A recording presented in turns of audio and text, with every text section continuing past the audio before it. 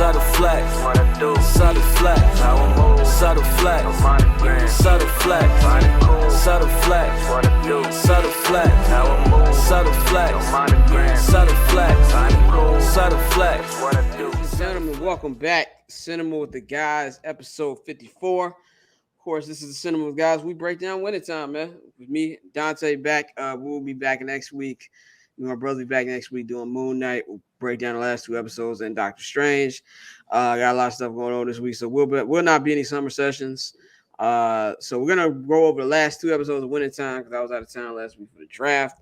So a lot of stuff to go over today. We want to thank you to all the Patreon subscribers. You know, to follow us on Twitter at @BarChestScott and at October's on tape, man. Dante, what's going on, bro? I'm chilling, bro. Like I said, series still getting. It seems to be getting better as it goes along. You know, we got one episode left before we gotta wait for season 2. But like I said off pod, like it's funny.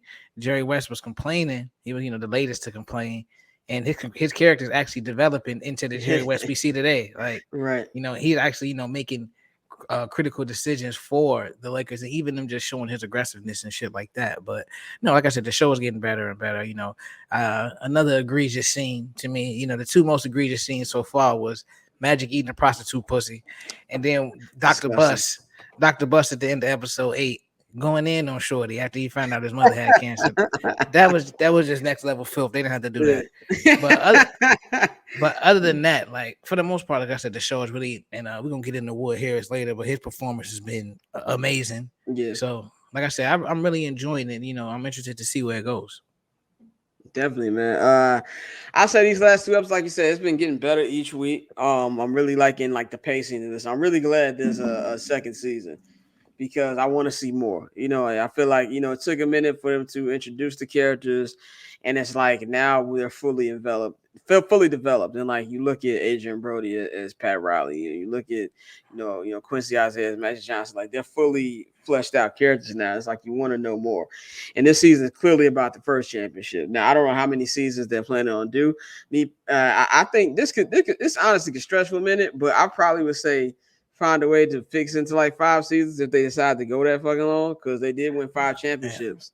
Yeah, I think 5 seasons would be excessive. How many would you think? I think based off the fact you got another book, and like we talked about how that first part of the book talks about how the dynasty fizzled out. I think you could do 3 seasons. Okay. Like season 2 could be like, especially if we get the next episode and they don't do no bullshit superimpose, no time jump where they got 4-5 rings and shit. But if we get championship number 1 on Sunday, then yeah, you can come back and run through the chips, get Paul Westhead getting fired, all of the shit with Isaiah, you got your storylines that you can add into it that will make a good season 2, and then you train. And it's funny because it works perfectly because Magic came back in, what was that, 95, 96? 96, yeah. Came back in 95, 96, and then 96 they drafted Kobe. You feel me? So like it fades right into it. So it's set up perfectly. So yeah. I think at most you do 3 seasons. I think 5, you risk fatigue with a sports series. That's a good point. That's definitely a good point. I feel like if they did that though, the pacing has to be good though. Oh so yeah, because that's a full decade. You know what I'm saying? Season 2 would be critical. Yeah, for how they do it, man. But let's get into it. Let's start off with the Jack, like the little 3-headed issue right now with Jack McKinney, Pat Riley, and Paul Westhead, man. Oh yeah, we definitely been keeping an eye on the coaches' relationships, and now with Jack out of the hospital and trying to get back on the sidelines, bro, it's been pressure. Like he's been putting pressure basically on Paul to let Pat Riley know, hey, when I get back, your ass is gone. Like That's it. It's not gonna be in it because and it's also another thing I love about this show and really just showing you how the league has evolved. And Pat was like, there's no team with 2 assistants. Like, that every team has a team of coaches now, but back then it was unheard of to have 2 assistant coaches. And so, I was not shocked by it because it happened in real life, but seeing Jack's energy change toward them was real interesting. And I'm gonna have to do a deep dive on what that was. Paul said didn't really touch on it in Match documentary, but just seeing their relationship start to they didn't touch on a lot of stuff in Magic's documentary. Oh yeah. Oh yeah. Oh yeah. And Paul throughout this, he's suffering, I feel like, from two things. One, I don't like calling people a coward, but he was acting very cowardly when it came to Yeah. standing He was up to acting like a himself bitch. with Jack. He Yeah, was acting like a very, bitch. very Yeah. much so. Especially because, like Pat Riley said, he said, "Yo, pretty much gave up my job for this. Like, you can't just Yeah. leave me out on the road. I'm gonna be back on the fucking beach. I'm not doing that." And so, Paul drives himself to the getting to the hospital. He had kidney stones. Yeah. And I watched the after show, and one of the writers who did he did some of the research. He was like, no, he said, ironically enough, during that time, he said Paul Westhead ended up in the hospital with a kidney stone. So he was like, he really got rushed to the hospital in Philly. So like little shit like that. But drink more water, people. Yeah, got to. You got to. We're around that age now. You feel Yeah. me?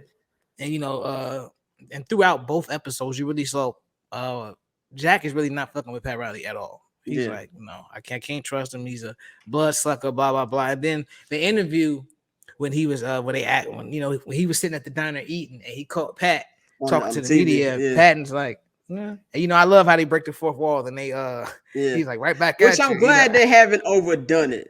Yeah, it's been timed well. Yeah, because in the first episode, it kind of felt like they were gonna do that every episode. And I'm glad they didn't do that. Yeah, they cut it. They slowed it down a lot.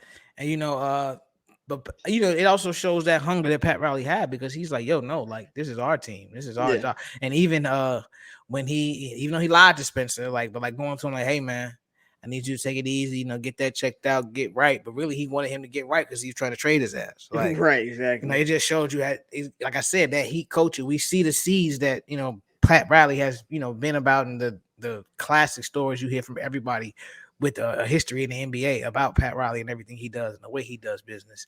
And so, we see that a lot, and it's interesting. And I'm interested to see that because one thing we really saw in these two episodes is Pat, even as an assistant, hasn't backed down at all. He's like, no, this is ours. This is ours, And he keeps trying to convince Paul of that. Like, you don't want this. He's like, yo, like, what the fuck are you doing? Like, it goes back to the 2 episodes ago when he put him in the shower and was like, wake the fuck up. Like, Pat Riley has way more patience than me. I can't deal with it. If I got forced you to do some shit, man, like, you want this or not, man? Like, what the fuck are we doing? No, that's facts.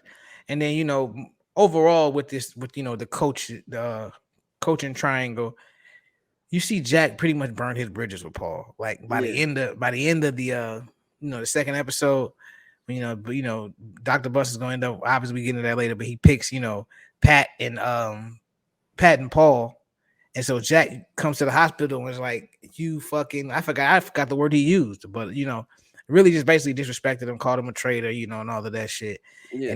And like what fucked me up was like, and I highly doubt this really happened, but when he sat there and tried to belittle the nigga, like when he's in the hospital, he said, no, I picked you because you aren't capable of more. Yeah, exactly.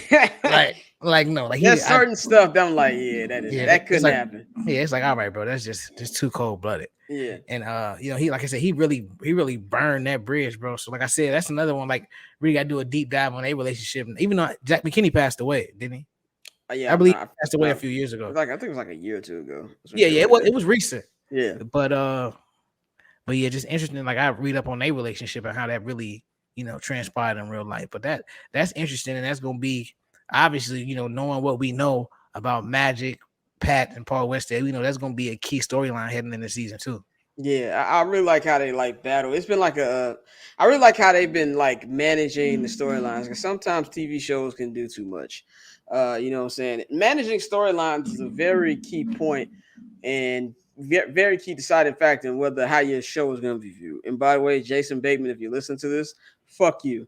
For the way y'all ended asshole, Ozark, man. Like, what the fuck is wrong with you, man? Most unreal. We gotta do a little segue on that. I wasted my motherfucking time, bro. Bruh, I wasted 6 hours this weekend watching this shit. And I knew shit was gonna go left when Wendy smashed her head against the window. I said they about to go all the way out the window with this shit. This is be dumb as fuck. I knew it, bro. This is Barbershop Network. We veer off topic, so fuck it. I got some words for Ozark. Like, this is my thing. The first half of this new season 4, was great. Yeah, like I feel like they ended on a perfect note. And I'm like, I can't wait for these final, was it 7 episodes? Yes, 7 episodes. How many fucking episodes? I think it was 7. So then, I was watching. I was probably like 2-3 episodes in. I'm like, this shit boring. Like nothing's like. I feel like all the storylines were stagnant. And when your storylines get stagnant, you end up doing shit like fucking Snowfall, which I feel like Snowfall's biggest issue. Storylines are too goddamn stagnant. Yeah. And then they end up doing OC shit, which is the same shit you say saw here. And then this is when I knew the bullshit was coming. As I'm watching the series finale, and it's like 25 minutes left, and I'm like, there's no way they're closing all of these fucking storylines this quick, bro. No fucking way. And by the way, if you haven't seen it, I'll put spoilers in the description box so you'll know. Yeah, fast forward to like the 8-minute mark to the 11-minute. We're not even giving you a mark. Like you niggas just gotta read the goddamn description box. But and it's like I was like, okay, how they gonna do this? And then it's like Navarro got killed. Then like 5 minutes later, Ruth gets killed, and then we think the cop nigga, he comes out of nowhere. He's got Ben's ashes. He looks like he's gonna kill. Then Jonah kills the nigga, obviously, and it's just like, huh? And this is worse than Game of Thrones, in my opinion, because Jonah was so close with Ben. Yeah. And here you have this guy trying to do the right thing, and Jonah has been damn near going against his parents the past 2 seasons. Yeah. And suddenly this motherfucker has a change of heart the last 30 seconds. Now he ride or die. Fuck you. Get the fuck out Fuck of you, here. Jason. It'd have been way more believable if it was Charlotte. Yeah, exactly. And not only that, Ruthie, one of the best characters on the show. That's how she died. That's the thing. It's like, look, bro, Ruth deserved to survive for all the shit she's been through.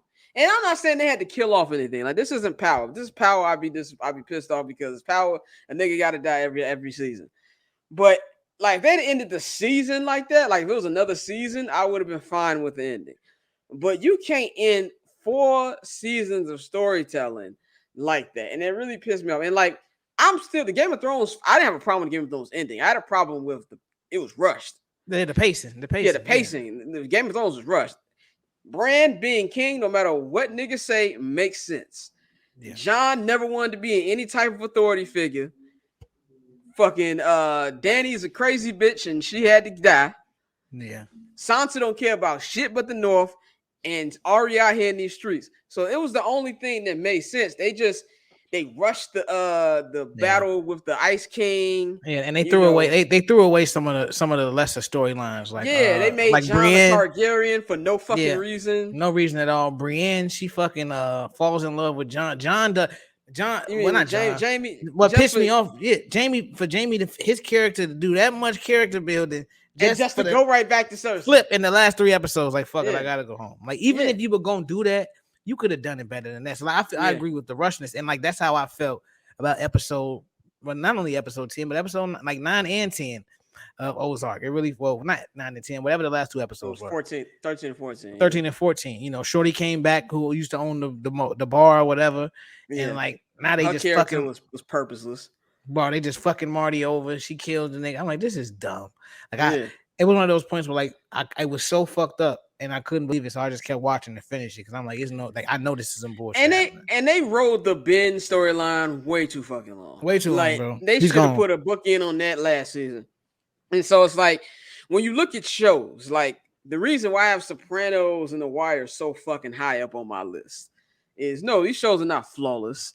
Season 5 of The Wire is all over the goddamn place. But the last episode of The Wire is brilliant. I love the final episode. It was like, well, why McNulty ain't go to jail? Cops don't go to jail. Like the fuck? Yeah. That's exactly what would have happened. And then they gave you like, what Ozark could have did. They could have showed the Birds go back to Chicago. Navarro's sister being the new head of the empire. Like, give me like a 1-minute wrap up. Yeah, and that's something. What The Wire did. Remember, McNulty dropped off the club. You saw Mike became the new Omar. Kennard got arrested for killing Omar. There was no recap. And with Sopranos, this is the angriest I've been in the final scene since the final scene of Sopranos. Soprano was the opposite of The Wire, whereas in season 6 was great. The final episode of season 6 was literally flawless until the final fucking scene. It was flawless until the final scene where fucking Tony is sitting there at that motherfucking diner, and all of a sudden, you figure out if he got killed by the New York Mafia. I was irate, and this was up there with that. I I think I'm one of like 3 people who don't mind the Sopranos ending because I hate it. I know he's gone. Like, but Yeah, it was like, show me that. but see, at that point, as much as I sat there and watched that show and was like, Tony's this racist cocksucking motherfucker. By the end of the show, it's like, fuck the rest of them. I want Tony to win. No, Like, but that's fine too. That's I fine wanted too. him to Show win. me he won though. Yeah, That's why I hate the endings where you have to pick the ending. Yeah. Give me a definitive ending. If Tony beat the New York Mafia, fine. Yeah. Show him, walking off. He's back with the family. Everything's good. AJ's on the right track, and he won. I'm fine with that. Yeah, but I think also it was an article. I think it was the Rolling Stones where the guy who wrote the show, he basically admitted that Tony got whacked. He was like, David Chase said he's basically said it multiple times, but he was like, we had the death scene written for years, and then he was like, fuck. Yeah, then he tried to like do mine. He said, well, what type of person are you? If you watch this dude do all this bad shit for 7 seasons, then you want him to die now. You watched him do it. I'm like, don't try to hit me with that reverse psychology bullshit. All right. It's a fucking TV show. But anyway, I digress. Long story short, Jason Bateman, run my goddamn fade. That was some bullshit. Anyway, back to Winning Time, which we hopefully will have. Well, we should have better ending because we know what the fuck happened in real life. Yeah, but, exactly. The main character in this is Mr. Irvin Magic Johnson as we get to our next thing. And you really kind of see some light being shed on him and Cookie's relationship over these last 2 episodes. Now, I've seen this documentary. Dante's seen this documentary. We're going to get to that in a minute. But let me tell you about the stuff that's been going on in the show. So we're really starting to feel the Bird and the Magic rivalry, which is probably will be a main focus of season 2, is coming to a head. And you can see like the All-Star thing. He's trying to get the All-Star MVP. Who's Rookie of the Year? The media fucks with him more than they fuck with Magic. And how Magic, who's one of the people who everybody needs to like that nigga, who the worst people, niggas who need everybody to like them, and the worst people on planet Earth. He's just everybody needs to like this nigga. That's been getting to him. And so you're seeing now he's in Detroit for All-Star. And he got his doctor, what's his agent, his lawyer name?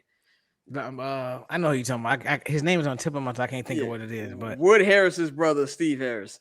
Yeah. So Steve Harris's character, he tells Cookie that Magic is in town. He wants to come to the game, and she's like, real hesitant about it, but she decides that she's gonna fucking do it. And she's one of the things women like to do. Really not women, men too. Well, that you think you got control of a person. You smelling yourself a little bit too much. And Cookie's on some, he ain't gonna leave me. I got him wrapped around my finger, all the other bullshit. And she starts to see that this nigga Magic got bitches. And she gets insecure. And you start to see that shit wrap up. And then you see the nasty man ways of Magic. He gets her friend pregnant, which we see in episode 9, as we were talking about before, as the baby, I guess she lost the baby and it was Magic's anyway, allegedly. Yeah, allegedly. And so they say. Yeah, exactly. And so basically she breaks up with Magic for like the 100th fucking time. And all this is going on, and Magic's career is on the rise, and he's winning, but he wants to win more. And he has a real good conversation with Jerry West in the locker room, and Jerry West is explaining to him why he's so fucking miserable. And he's like, yeah, I know I get mad about the rings we didn't win, but I wouldn't give this motherfucker up right here, pointing at the ring he did win. He's like, well, if you want to win, you got to block out everything else. You got to lock in and you got to win. Some people ain't built to win. He gave him a whole little speech. The speech of successful people, you got to lock everything in. You might lose relationships to do this. And Magic's like, I want to win. And we see all this and all this thing. So let's get to this documentary, which Mr. Irvin Johnson went on fucking Jimmy Kimmel, I think it was like a week or 2 ago, and was talking about things in the documentary that was actually shown in Winning Time. Now, what's your opinion on this? I've said many times this nigga is full of shit. Now that I finally watched it, finally finished it, it doesn't do anything to refute Winning Time. Like, if that's what he thought was going to happen, I know this was like you said in production, probably a couple years ago or whatever, but if they thought this was going to like soften the blow of what people I think saying about Magic and Winning Time, absolutely not. Because like you said, he said it before, but it really gets glossed, just swept under the rug that him and Cookie broke off their engagement 3 times, and bro didn't move out of LA till 1991. Like the shit was over by 91, bro. Yeah, and it puts a different emphasis on his story because he's like, yo, I finally got married. She finally pregnant, and then we had this announcement. They Like, weren't that even was married 2 months before he got HIV. so that was the shit that hit me.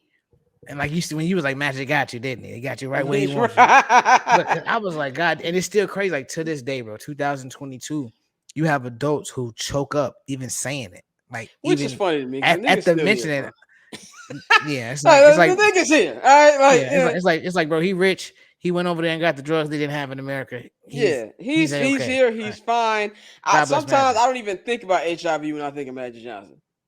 Yeah, at this point, like it's corny jokes because he's not even like, I forgot what the correct term is, but it's like he couldn't. I don't think he could pass it no more. Like he can't. He's built his shit up that much. Yeah, when he got it, I was fucking 3. Like it was a long ass time ago. That's he wealthy, but yeah. Yeah, let's be real. There's a regular nigga in like Inglewood. That nigga be dead right now. Yeah, that and I will say this because in his documentary he talked about all of the foundations and everything he was on. The fact that Magic wasn't gay helped him out a lot. Oh, for sure. If Magic was gay, they would have shunned him, and his ass would have been dead in 3 months. Like let's just be all the way 1,000 back in that day. In that climate? Back then, the way Freddie Mercury fucking wilted away, like you had legends who are people who were famous, but because they were gay or whatever, nobody gave a fuck. So that saved Magic as well. We got to be real about that too. Like, had it been a different story, because the rumors were out there and he was quick to refute that, and we saw Isaiah Thomas back away after he just kissed him on the cheek and shit. And look, like, not to cut you off, bro, but that was one thing that really pissed me off about that documentary. Keep it a buck about why you niggas fell out. You niggas did not fall out because it was championships and we were too competitive. You niggas fell out because you got HIV and this nigga Magic run around you. He gay. Like, that's the reason y'all fell out. Yeah. Like, you don't fall out for decades because you niggas were competitive and wanted to win championships. Shut the fuck up. But Zeke full of shit. But that's just like when he was talking about the All-Star game. He said, I'm not gonna say it 100% didn't happen, but I stood up in front of everybody and I said, no, we gonna play. Yeah, and we all gonna hug him. The shit. Michael Jordan would have slapped the shit out that man. Like, if we don't get the fuck out of here, Zeke, like, stop, bro. Like, what are you talking about? And nobody, it wasn't just Mike. Nobody in that locker room liked that nigga. All right. They know they were all right, Isaiah. Bro, Carl tried to take his damn head off. You think Karl Malone, who was sitting there talking about how he don't want to play with the man? Go back and listen. If anybody hasn't seen the Dream Team documentary, which I don't know why you haven't seen it, because it's basically NBA TV's version of Baby Boy. That shit is on every goddamn hour. Everybody on it was like, "No, we didn't want." It wasn't just Mike. We didn't want him on the team. Larry Bird was saying this. Everybody, they didn't want this nigga on the team. So you trying to tell me this nigga stood up and took an authority? Get the fuck out of here, Zeke. Everybody threw a shoe at that nigga. Like, what the fuck? Sit your ass down. Get your ass up out of here, man. So that was one of the many things that like pissed me off. But continue. Yeah, but like I said, like with Magic's doc, what I'm saying, there was no real.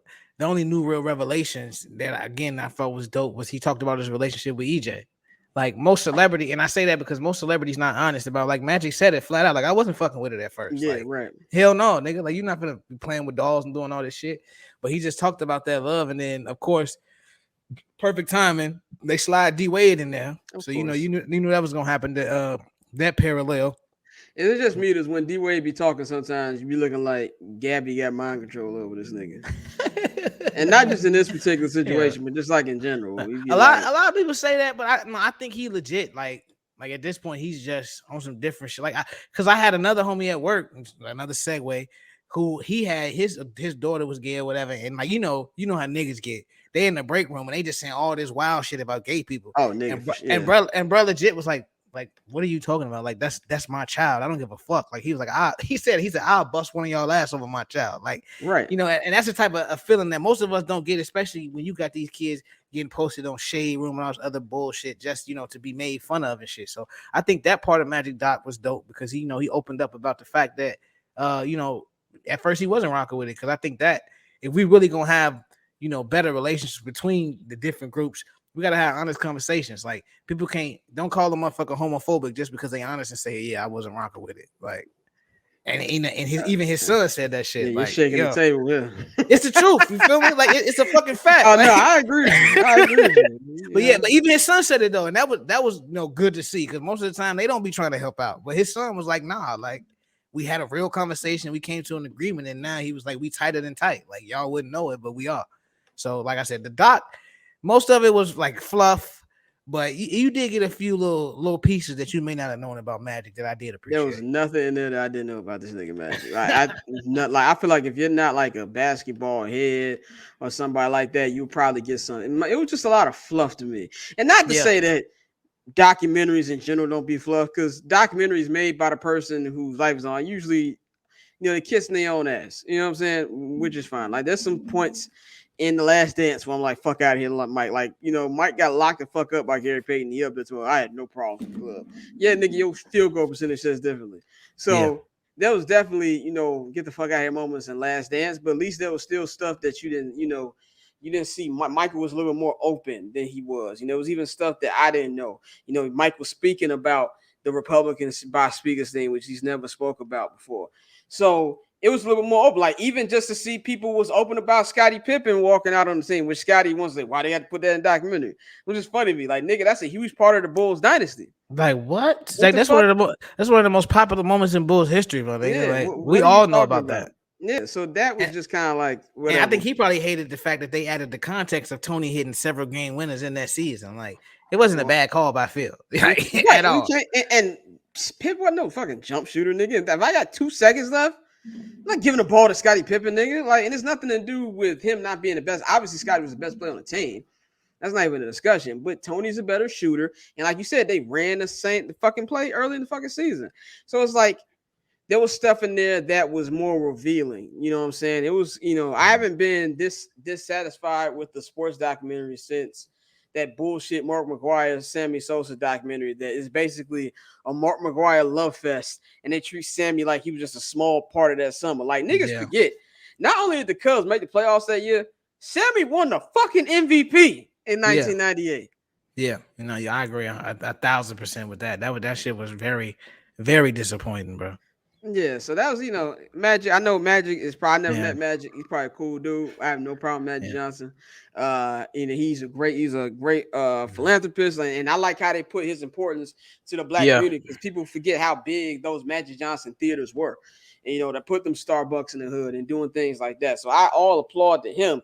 It's just like my issue is y'all can't, him and the rest of these old Laker niggas can't be out here shunning winning time when we know what the fuck is up. They try to feed me some cookie cutter bullshit like this.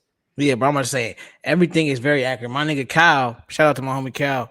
He was posting some pictures. His father was a photographer back in the day. Shout out to Kyle. He's an op for the next 2 days. Yeah, he's definitely an op for the next 2 days. That club sock shit. But by the way, everybody posting that AJ presents. Y'all do know the Sox won that game, right? Nobody brings that up. They don't care about Nobody brings that up. They don't care about that part. But his pops was an NBA photographer. And he posted I saw the pics on IG. I'm like, bro, this shit is wild. Like, I told him yesterday, man, you gotta post some more of that shit. That shit's dope. Yeah, I'm like, though. I said, Dr. Bus really had the hoes. Like, okay, this is very accurate. You feel me? Yeah, man. Speaking of Dr. Bus, perfect segue. And episode 9, you see more of Dr. Bus's, human side a little bit. You know what I'm saying? Tell us like a little bit about how that, thing broke off with him and his mom and Jeannie. By the way, shout out to the legend Sally Field.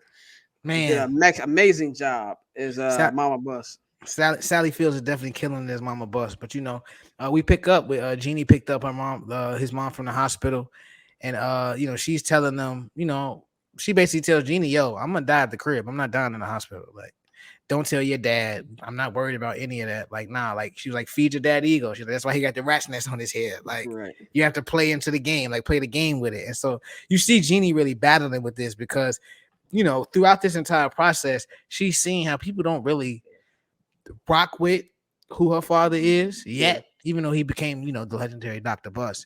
But she's struggling with trying to implement his vision. Respect yet. Yeah, that's it. I mean, that takes winning. This is America. That's just the fact. It just takes winning. But then you see that start to unfold a little more. So Dr. Bus is spending time with his mom. But if you peep, they were at home and his mom leaned over to grab something and her wig slipped. Yeah. And he saw the hair, so he figured like, yo, something ain't right. Like she's not telling me everything. And that eventually leads to the scene in the kitchen where Dr. Bus is talking to the new stay-at-home nurse, basically being Dr. Bus. Like, even though I being a freaky ass nigga. I felt like Originally, I felt like he was being, genuine. The character, I say, I don't know what Dr. Bus did in real life, but Right. the character seems genuine and like, hey, you taking care of my mother. I'm going to make sure you go to school and pick up the tab. I got you, blah, blah, blah. But then that's why I said the second most egregious scene in this show so far. Right. When you saw the ending, you was like, okay, I'm this is sitting not there as like, sincere as I no, thought. like, are y'all kidding me? Like, y'all really gonna do this to this man? Like, that was one. It's like most of these documentaries were like, even on like with the Playboy documentary, everyone like, Hugh Hefner's dead. How can you do that? Blah, blah, blah. Fuck Hugh Hefner. But with Dr. Bus, that was completely unnecessary. Like, Yeah. it was no reason to do that particular scene. So that's one of those scenes where I see if Jeannie then was pissed off about it. And speaking of Jeannie, we also see that Claire Rothman, who like we keep saying, we're gonna keep saying every episode, she was instrumental in the forum's success. Like, Yeah. without her, and I think she probably, if this Really was like instrumental on how sports entertainment is today, period. yeah, period. And like if this was a like a true documentary, I feel like her role would be highlighted a lot more Yeah. than this show. But she comes to Dr. Bus and like, yo, I want to hire Jeannie. Like, she's like, I need more help around. And she's been working. She's not an intern. She's doing the job. And the other interns say that. I wonder if they ever gonna say the dude's name who they said eventually became a billionaire. Yeah, I was wondering about that too. Like, Yeah, they haven't dropped his name might at be a all. lawsuit type thing. True, he probably told him, hey, don't mention me. Don't jam me up. He probably invests in private prisons or some shit. Right. Like, hey, you gotta relax. Don't do that. But no, but he's like, nah, I want her with my mom. And that was, like you said, Dr. Bus, he was like, people always say, people who've accomplished great things, they always have like, laser focus. They want things done their way. And that's how this character has been showing you. Like Dr. Bus, that is the bane of my existence. It's like, nah, bro. I know, like, this is what we doing. Like, he wasn't trying to hear it at all. And so, as he realizes his mother is sick, like you said, he cracked Shorty after she told him. But he's now trying to spend more time with his mother. You know what I'm saying? Like, Yeah. he goes to Jerry West. He's like, yo, help me make this coaching decision. And like we said earlier, that really shows, how Jerry's character continues to develop into the guy we know today, the great Jerry West we know My now. good friend Jerry West. Your good friend Jerry West. Yeah. But so he asked him for that, and that eventually leads to Dr. Bus picking Pat Riley and Westhead over Jack. We saw that we had the scene where the security guard found Jack passed out in the goddamn foreign basement. Like that's another one of those things you got to fact check, see how accurate that was. But Yeah. I think the overall gist they're trying to get at is that just Jack wasn't ready. Jack wasn't ready. And the scene that really got it, I didn't put this on the rundown, but it was when Dr. Bus went to his house with the bottle of champagne. Yeah. And he was like, honey, sign for this. And that was right after his wife had chewed him out. Like, Yep. What the fuck are you doing? Like, you're not ready. Which he was fucking up. That's she's like, women are fed up with your shit, and like you're kind of underappreciating them. Yeah. And they just hit you with that motherfucker. I do this, that, and that. I Yeah. wipe your ass. Like she was Yeah. bodying that nigga. Yeah, and I'm not saying because in our society, people are so quick to shit on like players' wives, coaches' wives, like, oh, you don't do shit, you kept blah blah blah.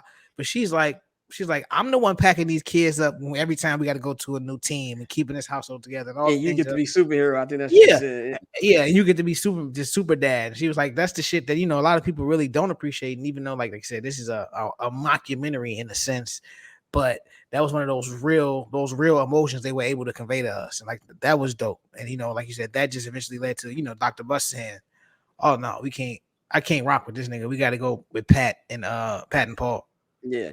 Yeah, and I love that too because it's like that scene too just showed you that like this nigga Jack ain't got it right now. Like he not bad. And even Jerry Buss, like as the whole episode, and I love how you this was like the Jerry Buss episode to me, where it's like the two best performances in this episode. We're gonna get into my nigga Wood Harris in a minute, but John C. Reilly bodied this shit. That was great acting, showed the emotion, and like he showed that even though he's dealing with this situation with his mom, he still needs to figure out, what he tell when Jerry came to talk to him about the coaching decision. He said, well, I can come back later if you're not for. He said, are they postponing the playoffs? He said, I think not. Well, ain't no time like the present. Like he's still staying busy on what he needs to fucking do. And and like you said, how like successful people like, they need stuff done a certain way. And I'm not successful yet, but I suffer from the same shit where it's like, if something's not done the way I want it or in a timely fashion, I'm pretty fucking pissed off. And it's like you kind of see like the same thing that Jerry's going through and Jerry West. And there was even a part in the show, I think when he was sitting there, and I forgot what scene it was. They were like this is when they were like clinching the playoffs. I think they a couple days for the playoffs. Then they kept going 4 days to the playoffs. And he's sitting in the hallway with Bill Sharman, and he's just like, "Why do we do this for?" And he explained like how he was in the army. Yeah, that was fire. Watched the game, and he's like, "Why else we do it for?" And then he also told him like, "You got a knack for this GM thing," basically hinting on how he eventually became the Lakers GM, and he was Lakers GM for about 20 years. Like this nigga's responsible for 2 eras, really 3, because he traded Paul Gasol to the fucking Lakers when he was running the Grizzlies. Like Jerry West has had his hand in every major run ever. Like he's the one who convinced Kevin Durant to come to the fucking Warriors. Yep. Like he was the last person that KD talked to. They say he was the one who sealed the deal when he was working with the Warriors. So you can see he's becoming the executive that he eventually became. And like you say, it's great character development by him. And Jerry West is still doing that while handling that. And then when he's in Jack McKinney's house, he wants Jack to get back out there. But then even he noticed like, oh shit, this nigga ain't got it. And he's like, well, I got to make a decision I don't want. And so I like how they did the 2 different rooms. It was like Jerry West had McKinney in his office, and then Pat Riley started freaking out. They're going with McKinney. I knew they was going with him. And then Bus comes in like, can you do the job? Don't fuck it up. And so that's how they got him. You can see how Paul West said, and Pat was like, now that monkey's off their back, they can really like lock in and win this championship. Yep. So that's what I like to. And that was dope, especially when you like just to I'm gonna fuck the word up, so I ain't gonna say it. But comparing that fake scene to when Paul Westhead was talking about that first title run in Magic's documentary, because like they got their beef, he still was able to talk about the good times. Yeah, I did notice. I was like, what, they cool now? Yeah, but he was definitely in the dock and had a few scenes. So like I said, comparing those two, I think what I'm saying, that was dope to see. Yeah, definitely was dope. Let's get to this one of the main guys. I think the guy who stole the show. My man Wood Harris, of course, he's playing Spencer Haywood. I just want to give some love to Chicago legend, even though he's from the West Side. Chicago legend Wood Harris. I feel like he's the most underappreciated actor of maybe the last 30 years. Like he's got so many iconic roles. Like the range that this guy has is incredible, bro. Like he can go. He said, y'all ain't been blocking for red or for plum nickel, and you know it. That nigga has lines, bro, like movie after movie. Are y'all finished? Yeah. Silly motherfuckers. Silly motherfuckers. His role in Above the Rim. He could play a guy like, Julius and Remember the Titans, which is my favorite sports movie ever. Ace Boogie and motherfucking Paid in Full. Of course, Mr. Avon Barksdale, one of the greatest TV characters of all time. And even just shit he's been doing recently. I mean, this nigga's in the MCU. He's in fucking Ant-Man. This nigga Wood Harris in the MCU. He was in Creed. Like, there's so many roles I'm pretty sure I fucking forgot. Like, if you look at Wood Harris's IMDb page, I'm actually gonna go over a couple of these right now because I'm pretty sure I forgot. Let's just look at some of the roles that my man Wood. This is Wood Harris appreciation. Of course, we just named those things. He's on BMF right now. He was on Next Day. Yeah, he's in the New Edition movie. He was in the Jimi Hendrix biopic. Gangland. Of course, I just said Ant-Man. This nigga's he was on Empire for a couple episodes. This nigga has done fucking everything, bro. He was on House. I mean, he did a fucking movie. He was in a movie with fucking Jack Nicholson. I mean, this dude, we got to give our hats off to fucking Wood Harris. And he just had even another great role. And it's kind of funny how Wood and Steve Harris went years without ever being in the same TV show or movie. People didn't even know they were brothers. And now these niggas on 2 shows at the same time together with this and BMF. So my hats off go to the legend Wood Harris. But he is Spencer Haywood. Spencer Haywood right now is dealing with his addiction. His drug addiction and trying to accept his role as a bench player on this championship team. So, this is when he finds out about the trade. And we talked about the trade and he flips out. and he goes into a relapse, and you see him battling with that this whole episode. And this is the thing, like I think the most important scene here is when he's sitting there and he's breaking out, having like a party before the playoffs. They were watching the Celtics get eliminated by the Sixers. And there was a nice little fourth wall moment where Larry Bird, looking at the TV, said, "Imagine I'll see your ass same time next year." And not Wood, but Spencer Haywood, well, yeah, he was Wood on the show too. Wood's break is losing the shit, and they notice he's back on that shit. And Kareem has a soft spot for this dude. He's cool. I think he also kind of reminds him of the old NBA, of them guys running together in the 70s. And he kind of has like a soft spot for him, which Kareem doesn't have a soft spot for any fucking body. And, they're like, and they're having like, yo, I want to win a fucking championship. Like, I know this nigga's strung out, but he's one of our best forwards. And the coaches, Riley and Westhead, are basically like, yo, we're going to let y'all make this decision. And you really see the team was split. And ultimately, Kareem was the deciding vote. And let's go to, what do you think about that conversation they had in that locker? That shit was dope. And I think that like that monologue, especially talking about being a sharecropper, and like, because I always tell people all the time, like, we really brush a lot of this slavery sharecropper shit under the rug. Like a lot of our grandparents, like their parents were sharecroppers. Like, you know what I'm saying? So when they were little kids, they were out in the field. So when you hear Spencer Haywood, who is still alive today, tell these stories of a field hand telling him he gonna be a grade A cotton picker because he got long fingers, and just the energy he was using for that shit. And then Cap finally breaking down and like, yo, I was the deciding vote. Like, I was the one that said you got to go, because like sometimes it takes that person close to you to let you know, like, hey, bro, now you got to go get help. You got to figure this shit out.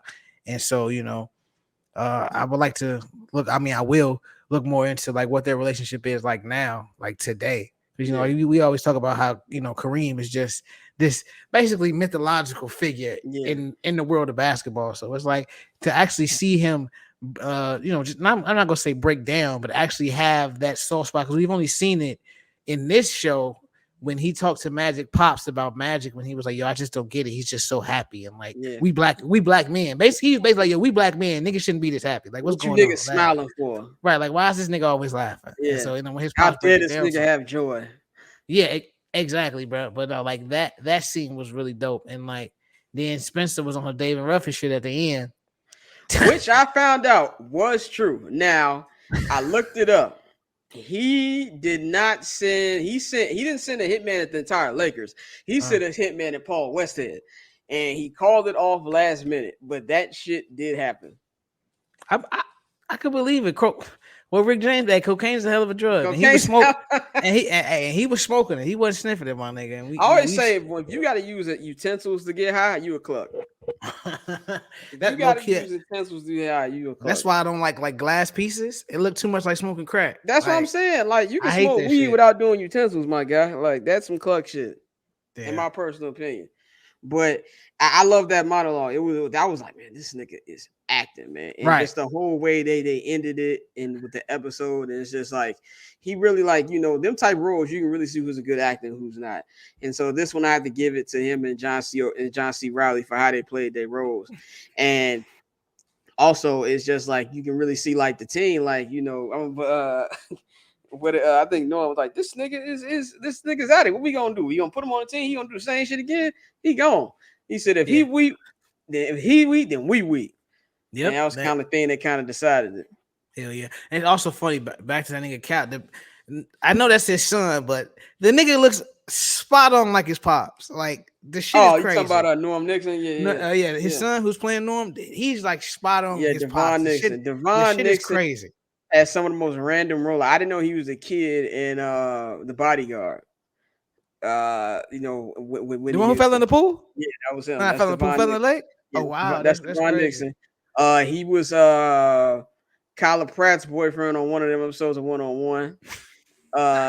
Random fucking roles. And if you're watching Snowfall, he was Kane on Snowfall this week. Yeah, he was Kane on Snowfall. So I want to see that's tonight. That come on tonight. He was, thank God that show's off this shit. They only got one more season. But he was on Rich Eisen like a month ago, like when the show, like a month and a half ago when the show first came on. And he was like, I remember, because a lot of people, his mom is Debbie Allen too. Like, the nigga comes from the niggas. Yeah. The nigga uncle was a barbershop. Like, you know, like The motherfucker was gonna be successful one way or the yeah, other. exactly. The nigga was around people. Okay, It's so something, goddamn it. yeah, exactly. The nigga was born into it. So, you know, I remember he was telling Rich, like, yeah, I remember I was on the set of Bodyguard, and you know, my mom was like, you know, yeah, you doing here with Whitney? He said, I didn't care. And then he said they were sitting in like the trailer, and Whitney sang for him. He was like, oh shit, she can sing. And then Rich was like, excuse me, Whitney Houston sang for you? He said, yeah, I didn't know she was a singer. I didn't know who the hell she was. It was like the nigga's had a life, but yeah, he's been great at this role, and I know it's probably intimidating to play your father. I think the only thing of somebody else, O'Shea Jackson played Ice Cube so fucking well. yeah, And Straight Outta Compton. So I give that his hat off to that. And I like how the episode ended where you see like, you know, Wood walking off. And I think the thing that stands out the most about this show is these are like mythical figures, but these are mythical figures who are still living and breathing. You know, like it's not like a show like where half these motherfuckers is dead. You know, you don't get like Cap is still alive, Magic is still alive, Norm Nixon, Paul Weston, every Pat Riley, all these motherfuckers are still alive. You know what I'm saying? I think that's what kind of makes the show a little bit better. As in, it's not like these guys are in silence either. Like Kareem Abdul-Jabbar is on the news even when this show went out. So that's kind of like what stood out to me. But your final question on his is Wood Harris the greatest male actor from Chicago? I don't even think it's close. I mean, who else from Chicago? that was really that was my main point. Like, who the fuck else is from Chicago? I just learned this week that Harrison Ford is from Chicago. Is he really? Yes. He went to high school in the city too. That's crazy. Because I look, I don't know if you saw the fucking Bulls, the Bulls gone fishing, and they had him on there. I was like, what the fuck? Yeah, I know. John C. Reilly Shit is not from. Get the fuck out. John C. Reilly ain't from Chicago. I'm gonna say Robert Williams is from Chicago. Robert Williams, RIP. Chicago. Jim Belushi. I'm looking at the list right here. Yeah, the Belushi brothers. We ain't worry about. I gotta look at motherfuckers who actually like liquors. Born and from are two different things. So I gotta, yeah. Cause prime example, like we give a lot of love to Lorenz Tate, and I fuck with Lorenz that Tate. nigga's not from Chicago. He moved to LA when he was like 3. Yeah, that shit don't count, man. This nigga don't know. Let me see.